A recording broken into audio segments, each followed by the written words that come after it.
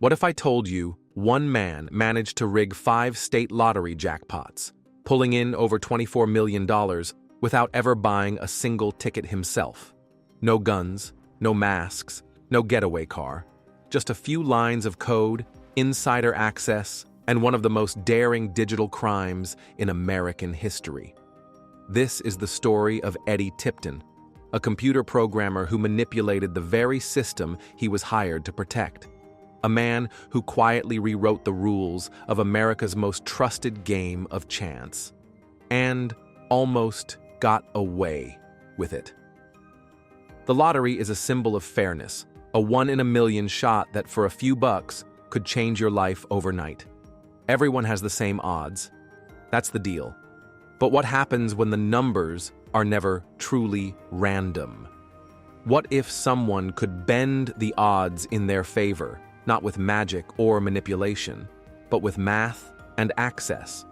This story isn't just about fraud, it's about trust. When the very institution built on randomness is compromised from the inside, it raises the question, how many other systems are just as vulnerable? Eddie Tipton was no underground hacker. He wasn't operating out of a basement or hiding in the shadows. He was the Information Security Director at the Multi-State Lottery Association, or MUSL. Based in Iowa, MUSL was responsible for managing and securing lottery operations in dozens of states. Tipton's job was to help oversee and program the random number generators, RNGs, used in games like Hot Lotto, a multi-state game with multi-million-dollar payouts. He was deeply trusted, respected, considered by colleagues to be a quiet, sharp, detail-oriented professional. But behind that mild exterior, Tipton was hatching a plan to rig the lottery, not once, not twice, but multiple times, across multiple states, using the very code he helped write. Tipton's scheme centered around a simple but ingenious idea. If you can predict the numbers, you can win the jackpot. So he did the one thing no outsider could ever do. He tampered with the software. He wrote a self-destructing rootkit, a piece of code designed to delete itself after execution. It would only activate under very specific conditions, on certain days, during specific time windows, and only if the RNG machine hadn't been rebooted. Once active, the rootkit would drastically limit the range of possible numbers the system could choose.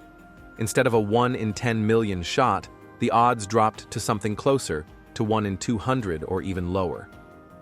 For someone with the key, winning was no longer about luck. It was about timing.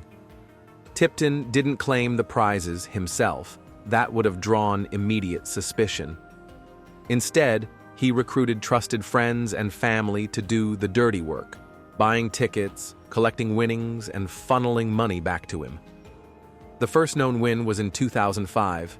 Eddie's brother, Tommy Tipton, a Texas justice of the peace, won $568,000 in Colorado. No one raised an eyebrow. Then came a 2007 win in Wisconsin, $783,000, claimed by a close friend of Eddie's. In 2010, another friend in Texas won big. Then another in Oklahoma. Different people, different states, each win seemingly random, each separated by years. But the technique was the same. Controlled randomness, predictable results. Tipton's operation was surgical.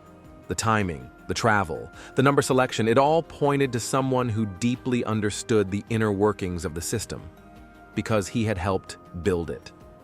In December 2010, Tipton made a bold move. The jackpot for Hot Lotto had grown to over $16.5 million. Using his manipulated software, he generated the winning numbers and had a ticket purchased from a quick-trip convenience store in Des Moines, Iowa. But something went wrong. The person who was supposed to claim the prize never showed up. A year passed. Days before the claim deadline, a New York attorney came forward representing a mysterious trust based in Belize. That's when alarms went off. The Lottery Commission was immediately suspicious. Who was this trust? Why all the secrecy? They demanded the identity of the real winner, but the attorney refused. The commission dug deeper. Surveillance footage from the store showed a large man in a hoodie buying the winning ticket. Employees at MUSL recognized him instantly. It was Eddie Tipton. Internal panic set in. The man responsible for lottery security had bought the winning ticket. Quietly, an investigation began. Investigators followed the digital breadcrumbs. They traced IP addresses, travel records, and phone logs. A pattern emerged. Past winners all had some connection to Tipton. His friend Robert Rhodes, his brother Tommy, associates that until now seemed unrelated. Tipton's house was searched. Forensic teams recovered remnants of deleted code, hidden scripts, and metadata linking him to multiple machines and draw schedules.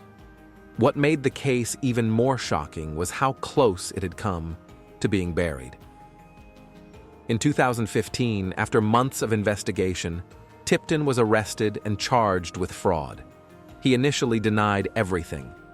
But as more evidence surfaced, including testimony from his own brother, Tipton cracked. He admitted to rigging the lottery multiple times over a span of nearly a decade. Eddie Tipton was sentenced to 25 years in prison. He was ordered to pay back over $2 million in restitution. His brother and co-conspirators also faced charges and sentences. But the financial damage was only part of the story. The public's trust in the lottery system, already fragile, was deeply shaken. States relying on lottery funding for education and infrastructure faced a PR nightmare. In response, lotteries across the U.S. initiated massive overhauls. RNG machines were replaced. All software was independently audited.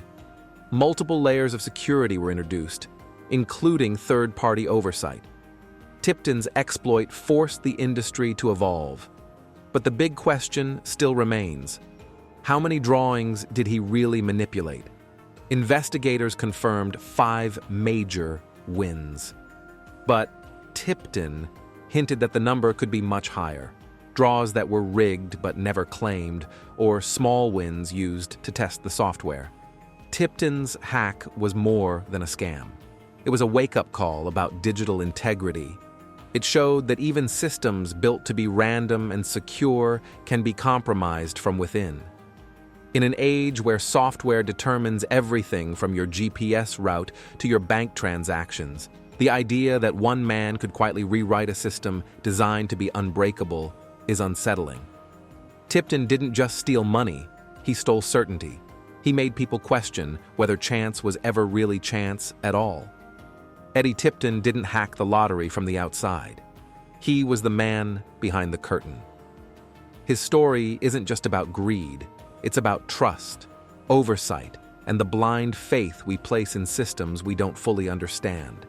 It's a reminder that sometimes the most dangerous threats aren't hackers breaking in from the outside. They're insiders with the keys to the kingdom.